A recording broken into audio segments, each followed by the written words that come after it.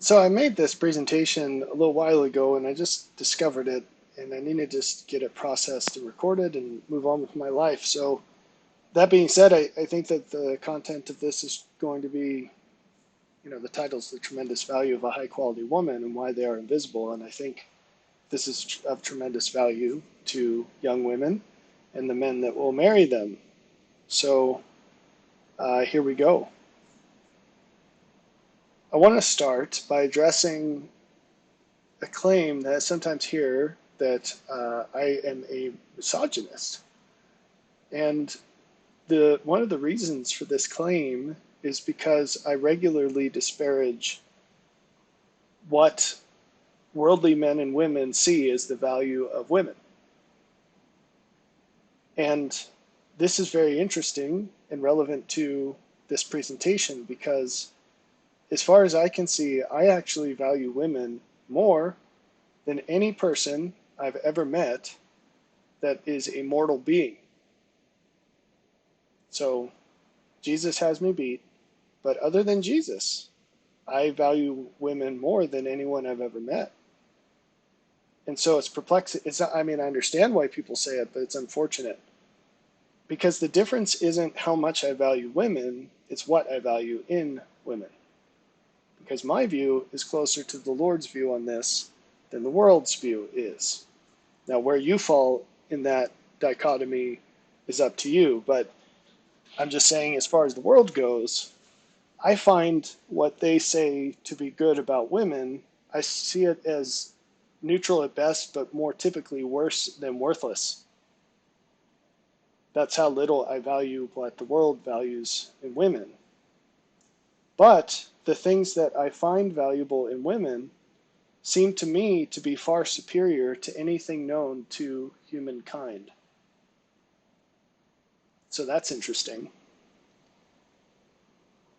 Whereas the world sees what they value in women as the best there is. It's the optimal of value.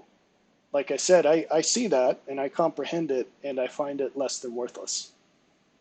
And that's because I see immense costs as a part of it that they do not account for or recognize or acknowledge. And those problems just propagate through the world and they're very much tied to everything wrong with the world today. They're not the unique cause, but they're a serious component. They're a principal component of that problem, among other things. Now, this is interesting in another facet because everything I just described is equally true for men. I'm not called a misandrist, which is the opposite of a misogynist, ever. I don't think anyone's ever called me a misandrist. But I have just as much disrespect for what the world values in men as I do for what the world values in women. Um, I equally believe that the potential of a man is so far beyond what the world thinks is the greatest good that it could ever come from a man that I feel equally in terms of men and women in that regard. But here's a difference. Here is a difference.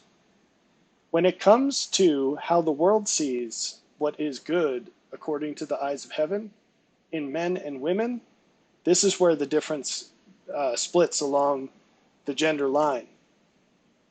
Because a high value man in the world's eyes will be of low worth, but they still will be visible. A high value woman is invisible in the world's eyes. And I hope as a result of this presentation, I'm able to provide some arguments for why that is. In the past, maybe all I've been able to briefly explain is that the qualities that make a woman high quality will also make her tend toward things that are private. And that is absolutely true. She's not probably going to be, you know, have 2 million Instagram followers and a YouTube channel or have written 30 books or be the CEO of some prominent company or even be out and about on the social scene per se. She's going to gravitate towards situations where she's around children, where she is able to preserve her privacy, and so on. So men, on the other hand, high quality men, they have attributes that aren't easy to deny publicly. You can fight with them, but you can't ignore them. A high quality man can't be ignored. He can just be disagreed with and fought with. So they just disregard the value, but they can't deny that he's doing things, and it's a very visible thing. Because high quality men grow out. High quality women tend to grow in. All right. So things I want to talk about in this presentation, and we're going to have to keep it limited for the sake of time, but these ideas include how rare they are, why almost no one sees them, what it takes to see them, and what the cost and benefit is to those who are able to see them. And the most important person to see the value of a high quality woman is the high quality woman. She will tend to be invisible to herself as well. She will tend to explain these qualities she has. She'll assume that they are things that are quote unquote wrong with her. That's another piece of why she'll seek inward for the most part. She'll constrain her social circles. She'll do all of those things because of the negative feedback she gets from the world when she puts herself out there. So to start, again, just for the sake of completeness of the picture, let's start by describing how women see value in men. Now, here is one of several places where women have men beat. Flat. It's not even close. Women are far superior to men in the accuracy of how they see men versus how men see women. You'll see that in a second. They see the value in men. Here's a histogram, which is a graph where each bar represents the count of a certain quality on the x-axis. In this case, it's value, male value. The number of men that are of high value dwindles more rapidly the higher the value of the man. That's called the Pareto distribution. It's really important, and it comes up again and again. And in this graph, this weird triangle on the right side, that's just zooming in. Because those bars are so low, you can't see the property anymore. But one property of the Pareto distribution is that it's fractal, in the sense that if you zoom into any part of the graph, it looks the same as the zoomed out view. So these bars are really, really small here in the full scale, but if you zoom in, you see it again. So one way in which women see men that is less than perfect, they've got the histogram correct. What's not so correct is the qualities they are measuring. Worldly women measure men based on qualities that aren't the most important qualities. One of them is attractiveness, which is a shocker. It's one of the things you're not allowed to say that are totally obvious. They've been measured very well by research studies, but people pretend that women don't weigh physical attraction as heavily as men do. They do, actually. In fact, it's indistinguishably important. There's no significant difference between the value men and women place on physical attractiveness in mate selection. That's a myth. So that's fun. Anyway, women highly value things in men that aren't necessarily the most valuable things, but they choose qualities that do follow the Pareto distribution, and that is the correct distribution to measure human value, whatever the qualities may be. This is the correct way. And so why does it look Pareto if they are looking at looks primarily? There are two reasons. The first reason is because while looks might be the primary metric, the second is wealth, success, more generally speaking. So positions of power, amount of money, wisdom, and all of those things follow Pareto distribution in humans. In fact, the Pareto distribution was discovered because a guy named Pareto was studying wealth in humans, wealth aggregation in humans, and that's where it was discovered. So women measure metrics that follow the Pareto distribution, but human value is Pareto distributed. Don't let anyone tell you otherwise. So what do men do instead? Oh, sorry. Well, maybe we will talk about it in a minute. Men see value in women as a normal distribution, a so-called bell curve. And that looks like what's depicted here on the screen. And if I did my math right, there are 10 bars. And there's a reason for this. Why are there 10 bars? Because what you'll hear among men is a 1 to 10 scale. Oh, she's an 8, she's a 5, she's a 2, she's a 10. Now, it's no secret that almost all of that scale is looks, because guys don't care how much money a woman makes. Guys don't care, for the most part, worldly guys don't care about the quality of conversation with the woman they're with. They care what she looks like. That's basically it. Now, guys will also tell you that they want her to not be a raging monster, like be at least a normally nice person, nothing over the top, just, not a monster. But for the most part, the measurable metric is looks. A guy will tolerate a very attractive woman who's an absolute witch. And hopefully you have abundant evidence for that in your life, in your surroundings. Hopefully not in your personal life. But, there are landmines in the field. So what about God's view of value in women? Well, I already told you it's Pareto. God sees the value of men and women as Pareto. So obviously what he's measuring is something other than looks. It can't be looks alone, because looks do not follow the Pareto scale. Now you say, hold on, the record rips across the grooves. You told us that women do consider looks the most important thing, and yet their scale is Pareto. Yes, and I told you that the very close second is worldly success, and that is Pareto distributed, so that takes you pretty close. But here's the funny thing about the way that women see looks. You see, here's the 10 scale for men. If you calculate the percentages of this, a whole lot of women are at least 5s. In fact, half of women are at least a 5. More than half, I'm sorry. So the other half starts at 6. So a whole lot of women are at least 5s. The vast majority, in fact. Okay? And really ugly ladies are super rare. Like peel the paint off the walls, ugly ladies are super rare.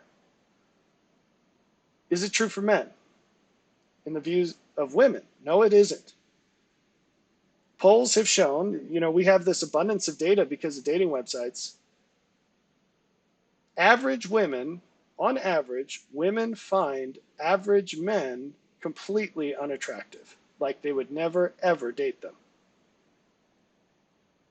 Average women consider 80% of men undateable. Completely, there's no conversation. It's done before it ever begun. 80%. That's Pareto. That's Pareto. Okay? Guys do not feel that way. Guys have way lower standards on female appearance than women have for male appearance in the modern world. That's absolutely true. It's backed by data. It might change, but that's the way it is right now. If Celine Dion were still singing, she'd sing "That's the Way It Is," because that's the way it is. Okay? And she's a woman, so. Here's the thing. The top distribution of how men see value in women It's going to transform into the bottom distribution of how God sees value in women. Godly men will lead the charge on that. They will figure it out first. But the rest of the world will figure it out too, through the events of the end times. And we don't have to get into a whole lot of those, but the long story short is that the supply and demand curve is going to change an awful lot.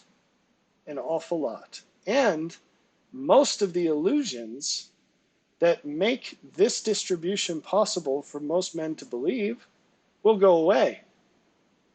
Because there will come a time when there's no makeup, there's no clothing, there's certainly no fancy clothing, and when there is so little surplus in terms of food and water and shelter, so we're drowning in surplus today, when all that goes away, the economics of partners is going to absolutely change. And we read about this both ways in the scriptures. It's extremely explicit that the value of quality men will go from being artificially lowered, as it is today, to being way high compared to historic norms. I will make a man rarer than the gold of Ophir. That's what it says in Isaiah, but there are many scriptures about this, most of them in Isaiah.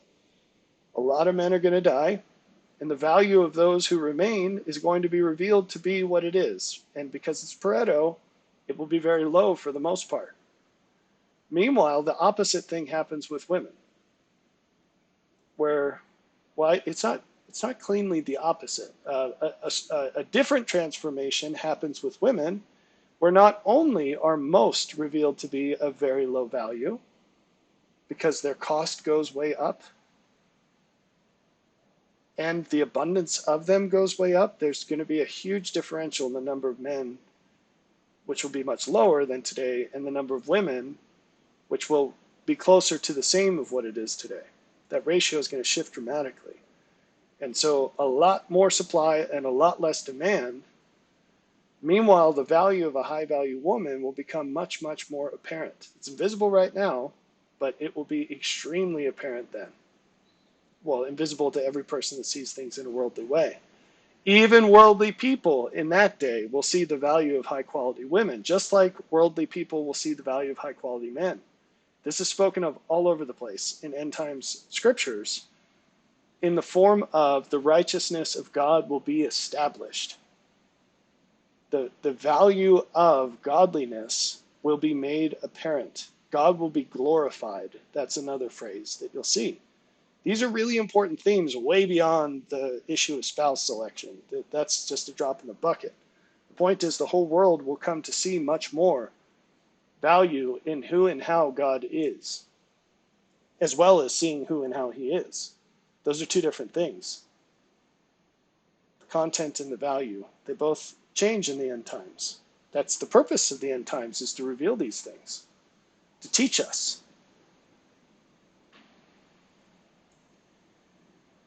So here's a little bit of math, if that's your thing, to help you understand. And don't get super uptight about the details of the calculations for this. It doesn't really matter.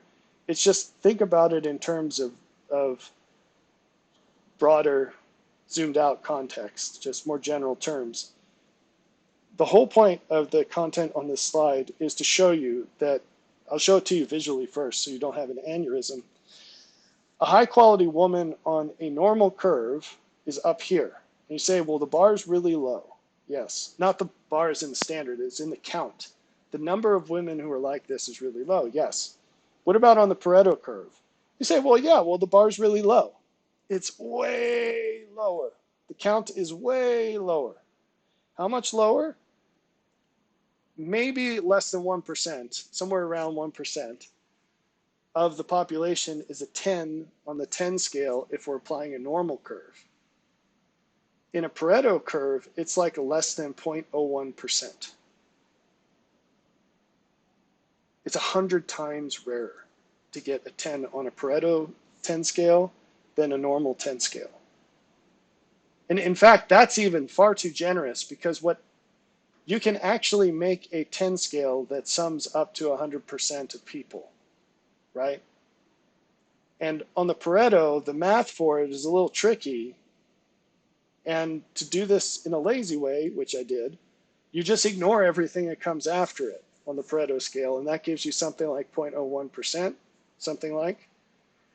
If you have to scale the whole thing down to fit within 10 numbers, that 0.01% becomes even lower, way lower, because there's an awful lot to the right that needs to be accounted for, and most of it's going to go to the beginning of the graph, if that makes any sense. It'd make more sense if I was pointing to a whiteboard or something. Oh, I guess I have this pointer. Wow. Okay, so if we cut off the graph here, there's a bunch over on this side. And for these numbers, I'm just ignoring it. But if you summed all this up and brought it back to this side, you'd have to add it to all these bars while preserving the ratio of the bars. And so almost all of it would go here. And this would become less than 0.1%. That's what this all says.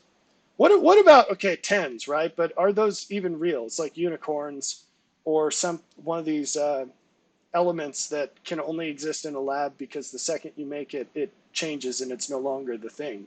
It's a really accurate analogy because tens usually are only tens for a little while, very brief moment in time. So sorry, that's the truth. So what about an 8 or better? We say like, okay, well not 10, but like an 8 or better. 8's pretty good, right? Almost all modern women consider themselves 7 or better. So whether it's true or not, doesn't matter. They just, we've talked about grade inflation in school settings. It's not the only inflation going around, or the money inflation. You pay the same price for less than half of what you used to get for it. That applies in dating too. At least one way. For one gender, it works that way now. Okay, 8 or better. On the normal scale, you're talking about 20% of the population. 20%, 1 in 5. 1 in 5 are 8 or better. That's a huge gut check to the ladies who all think that their 8s are better. They're probably the same ladies that say all of their children are better than average. All right, full of math jokes today. What about on the Pareto scale? 80% are a 2 or less. 80% are a 2 or less on the Pareto scale. Imagine what this is going to do to supply and demand. What about 8 or better? You're talking 1%, less than 1%, somewhere around there. 8 or better is 1%. That's 20 times rarer than a worldly 8 or better. But let's get back to this 80% are 2 or less. Remember where we started with all this, with this quadrant here? Worldly good in the heavenly view is worse than worthless. Most men would absolutely not date a 2 or less, ever. There's nothing that could be done to make them think about that. The ones that would are like 3 or lower. So for 1 to get a 2, he's feeling pretty lucky. For a 2 to get a 2, he's feeling just fine. A 3 will go down to a 2. A 4 will go down to a 2 if he's drunk or the lights are really low. You know, a 5 is never going to marry a 2 or less. It's not going to happen. It's too much of a gap. So people with a heavenly view are going to find 80% of women to be just totally worthless. But they'll also find 80% of men to be totally worthless. So that's not misogyny or misandry, it's misanthropology or something. Misanthropy, that's probably a word. Misanthropy, I bet it is a word. I'm confident enough that that's a word that I'd probably use it even if spell check said it wasn't a word. So let's go with that. It's misanthropy. In other words, believing there's such a thing as a natural man. Who would ever do such a thing? It's not like Mosiah 3:19 exists. The natural man isn't just a benign space occupier. The natural man is an enemy to God. It has been since the foundation of the world and will be forever and ever until he yields to the Holy Ghost. Puts off the natural man. There's nothing redeemable about the natural man. Literally, there's nothing redeemable. You have to let go of the natural man or woman to become someone who's worth saving. So, that is not a bad thing. That is an indication that someone holds truth and lives by it. Now, let's shift to the positive aspect of this. We've kind of put people in their place, the guys and the gals, but now we're going to advance those who have taken lower seats than they deserve. So that's nice. The scriptural phrase for this sort of thing is arranging inheritances. Very important. So we've abased the exalted, and now we're going to exalt the abased. Check this scripture out. Matthew 13:44. Again, the kingdom of heaven is like unto treasure hid in a field, the which when a man hath found, he hideth, and for joy thereof goeth and selleth all that he hath, and buyeth that field. So this parable that Jesus taught, it applies to all situations of value. So by that, it also applies to the situation where a man who has an accurate sense of value finds a woman who is high value. And what's he going to do? What's he going to do? Well, first off, what was he doing that he found a treasure that was hidden in a field? Because it's not his field. We read that he has to buy it. What the heck was he doing in some person's field that he found treasure? We're not told. It's an interesting question. I guarantee you it's valid. It's a valid teaching tool for the parable. There's something here. So he was snooping around in somebody else's field, or he was working there, or maybe he was just walking through the field. Who knows? And then, whatever reason he had to be in the field, he was observing beyond that reason, because he wasn't looking for a hidden treasure. Or was he? See, these are really interesting questions to ask. Now, let me ask you this. How was it hidden? Was it buried? Or was it just sort of in a place no one would expect? You know, if you were walking through a cornfield and there's a treasure chest right there just sitting on top of the earth, that'd be a weird thing to find, huh?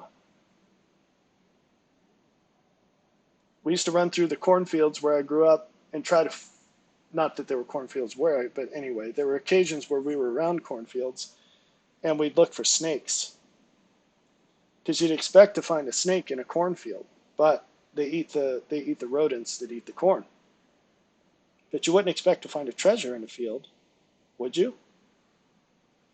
So if it was on the surface, he would have had to have been really close to it, because fields have things growing in them. And if it's grain, which is what occupies most fields, because it's the most nutritionally dense thing you can grow, you're not going to have fields and fields of squash or something if you don't have a modern commercial market.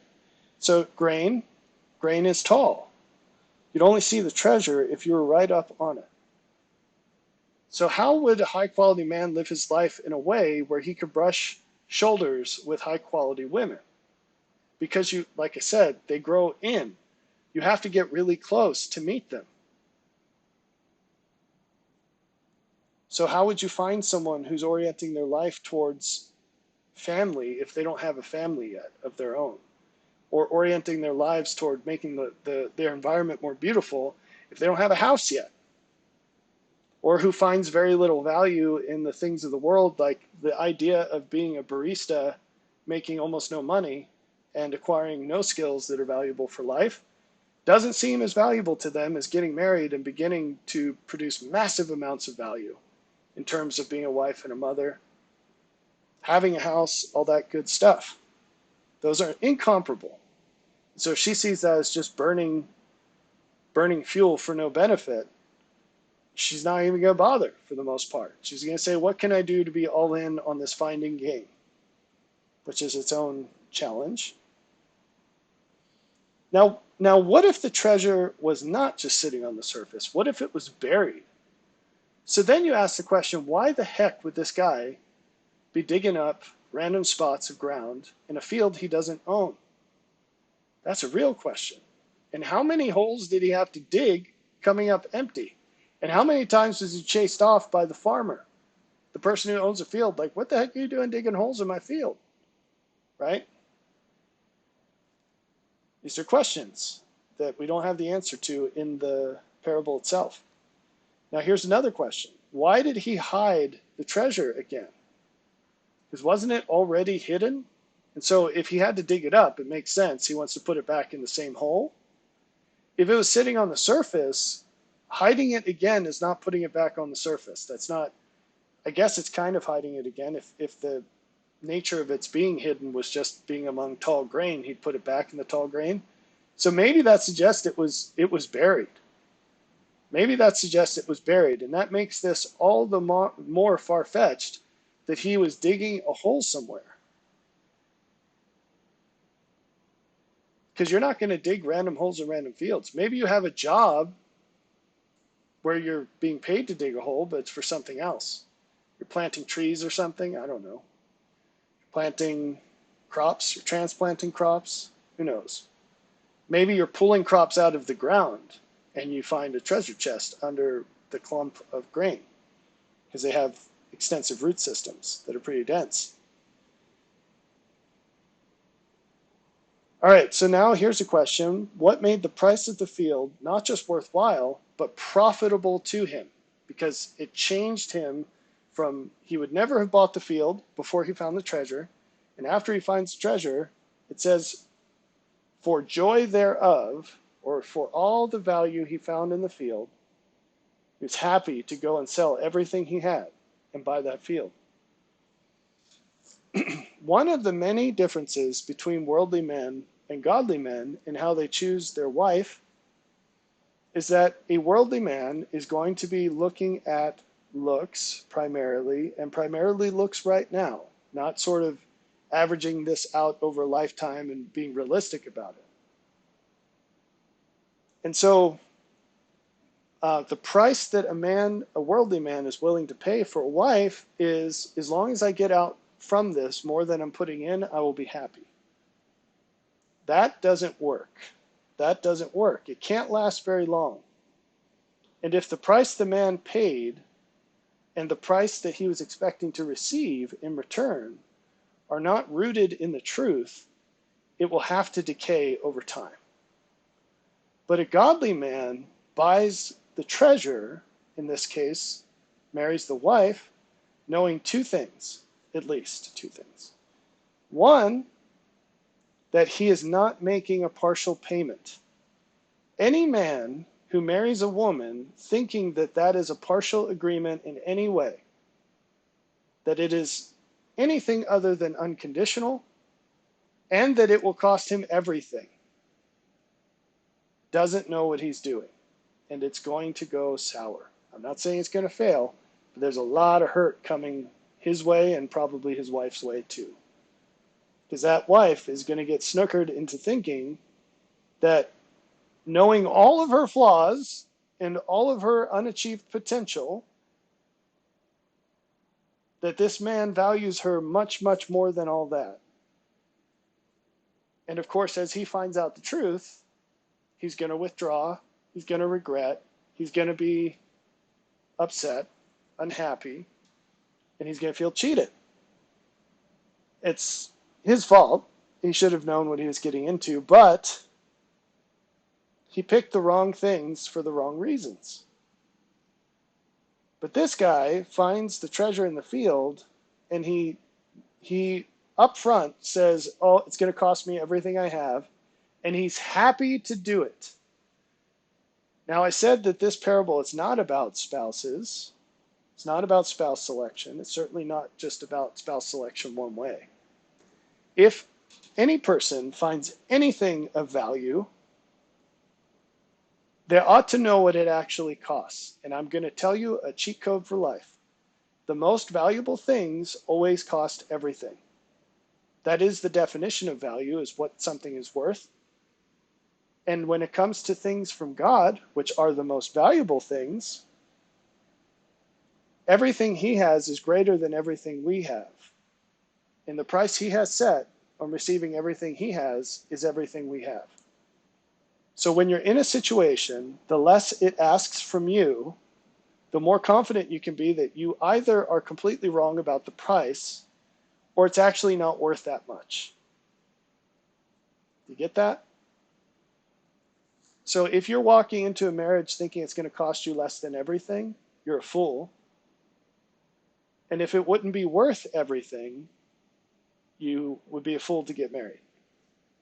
Because it will cost you that, whether you like it or not. That's the price. Marriage is very close to God. And the closer you get to God, the higher the price goes. So find the things in life, zooming out from just marriage, but it's certainly true of that. Find the people and things in life that are worth everything. And clear your schedule of everything else. Because none of those things play nice with others.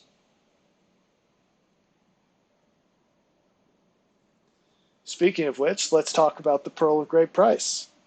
This one's in Matthew 13, and we're not going to read through it, but you've got this merchant. He's made his whole living buying and selling things. He really knows how to recognize a deal. And what he finds is this pearl that the world sees as nearly worthless, but he sees as the most valuable thing in the world. And so he sells everything he's ever obtained in his life through his transactions, and he buys this thing that he sees as the most valuable.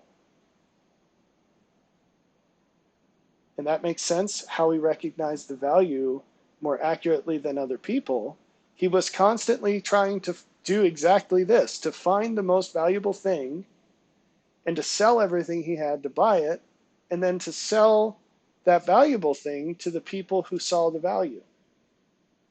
That's how he made all of his money over his career.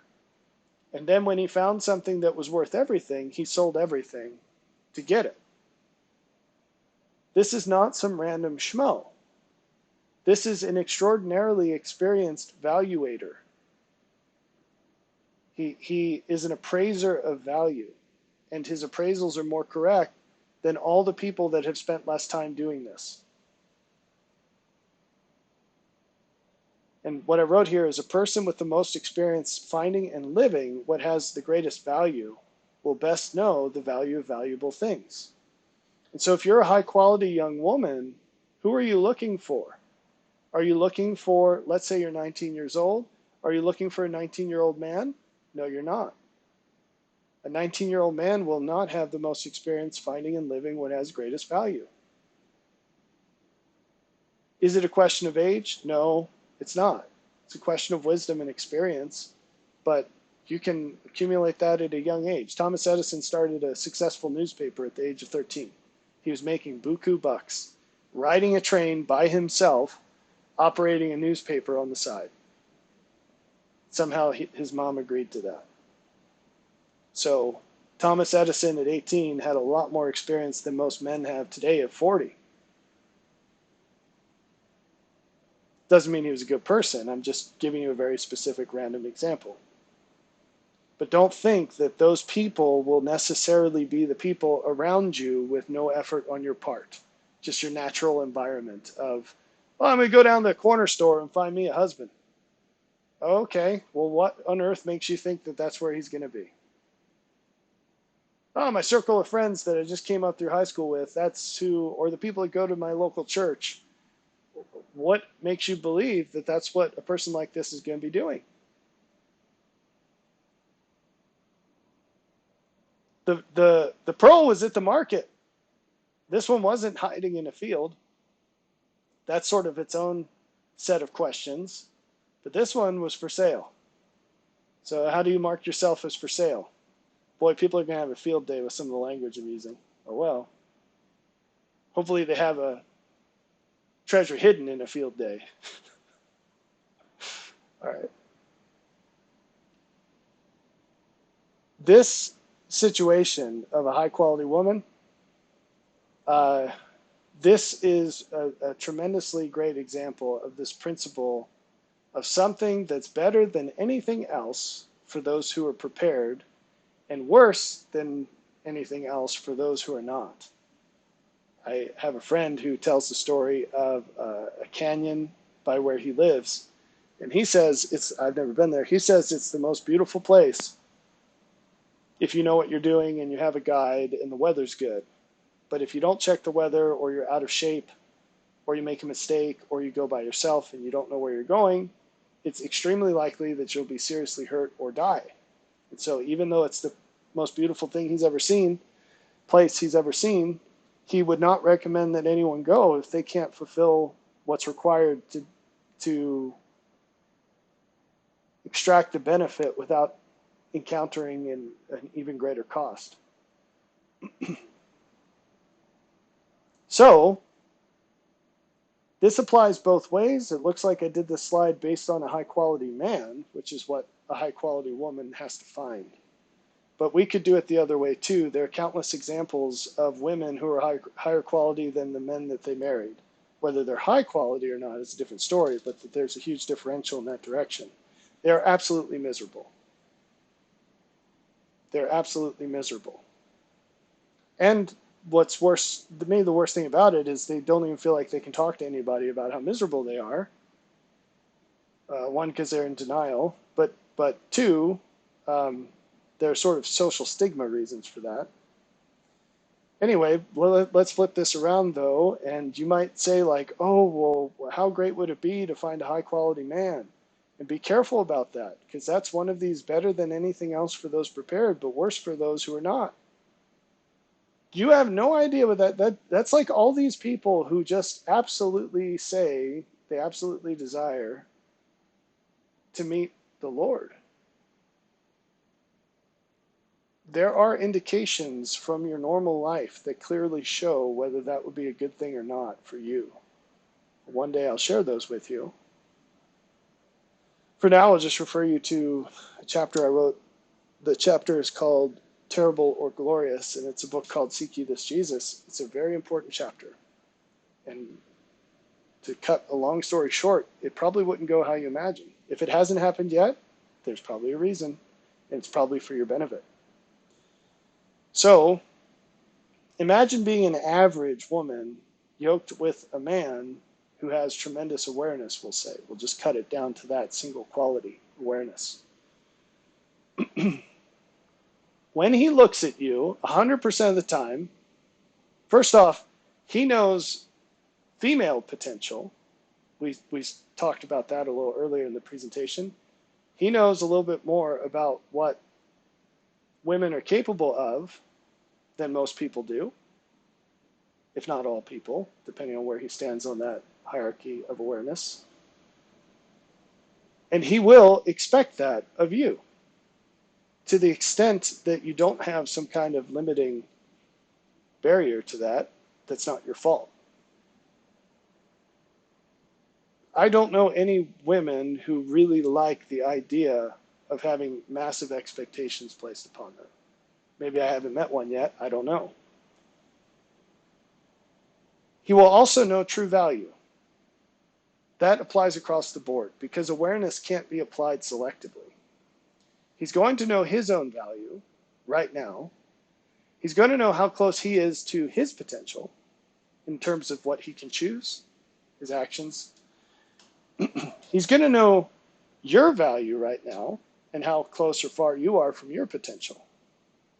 He's also not going to give you credit for even one of the things that the world gives you credit for that is an illusion. The magnitude of the effect of that is enormous. So I'm pausing for effect so you can, the mouse can get the cheese in your head. He's going to have a much better idea of what is best than you do, which means that the things he wants to do, which incidentally are all going to be based on the greatest benefit of the world, not his own personal benefit, which is going to rob you of basically any argument you can make against it. He's going to weigh those things, what is actually best, as way more important than any arbitrary thing you might want to do. And he will have all kinds of reasons for why he's right and you're wrong. Is that really something that you'd be interested in? If so, you're a high quality woman. But almost every woman would run as far in the opposite direction of this as they could.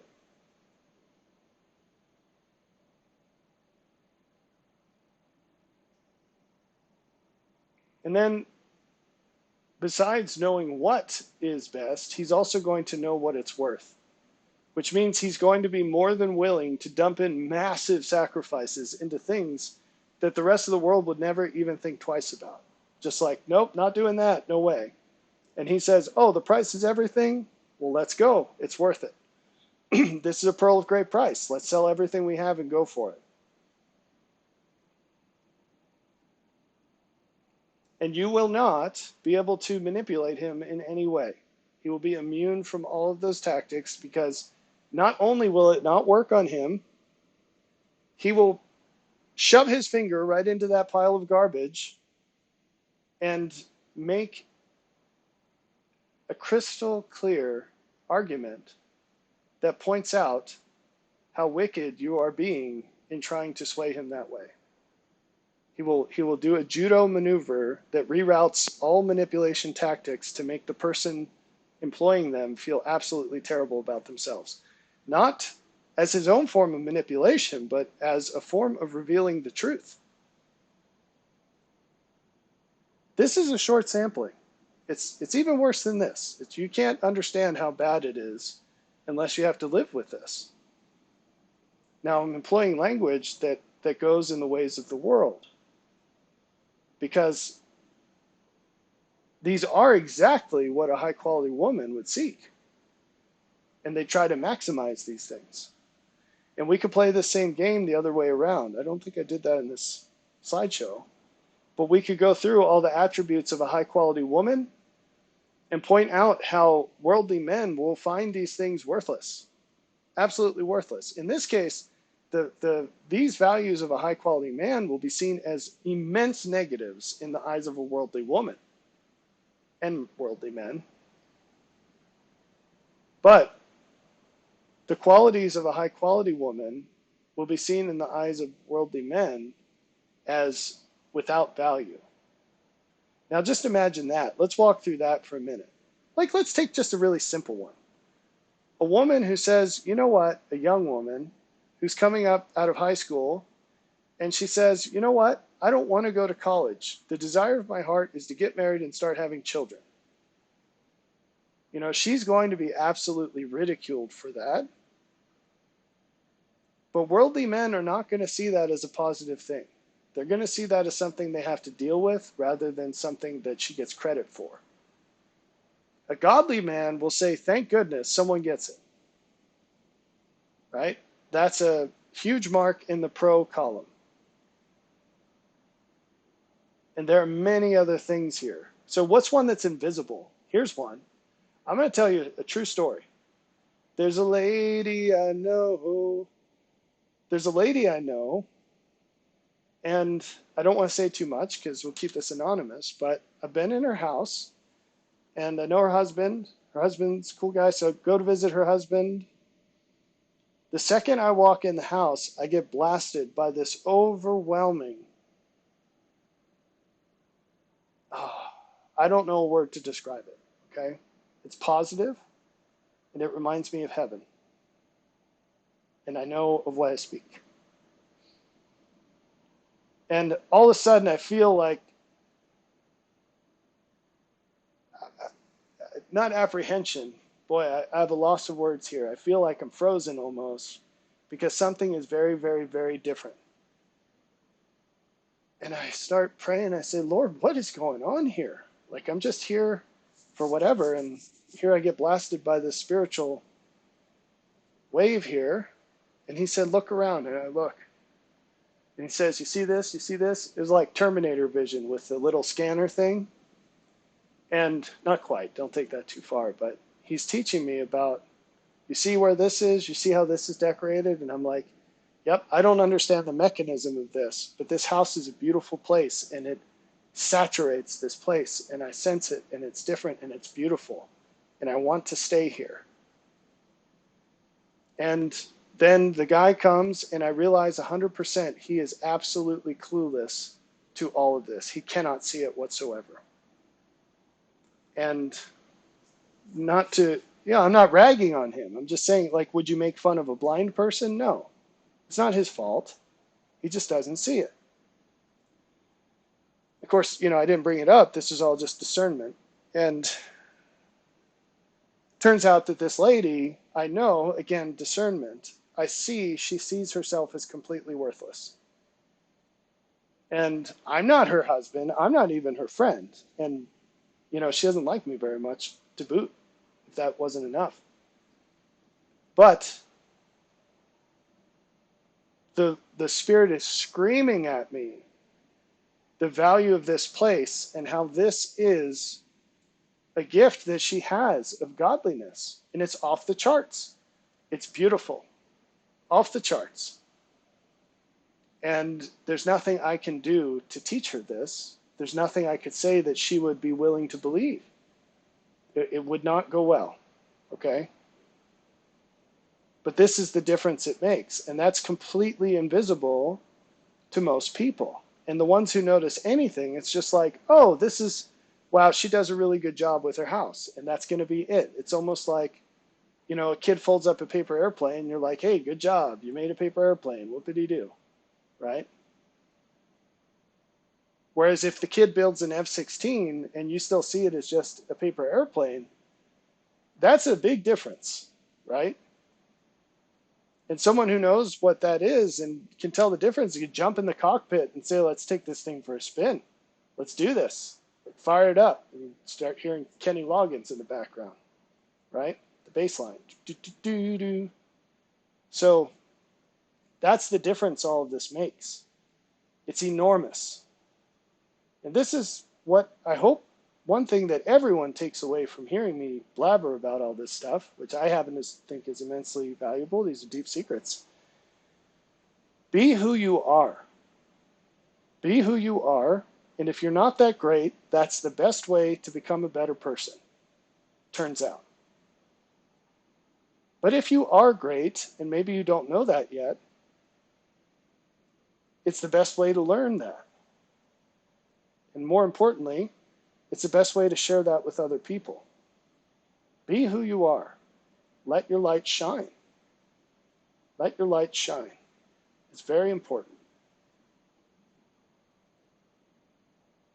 Because you're going to see, when you shine your light, you're going to see, doesn't matter who you are, you're going to see that there are 9 people out of every 10 who hate your guts more because you're being who you really are. But for that one person, you're going to find that you're exactly what they need in some specific way, that they long to know someone like that.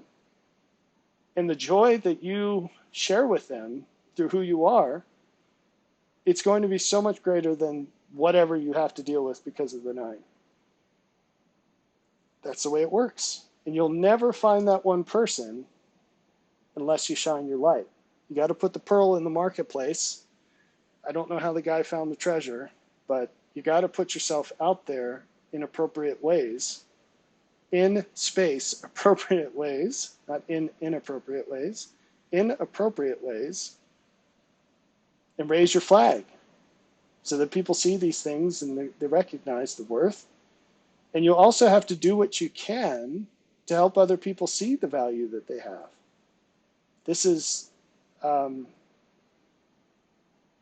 a kingly and queenly duty. We don't talk much about that. We will.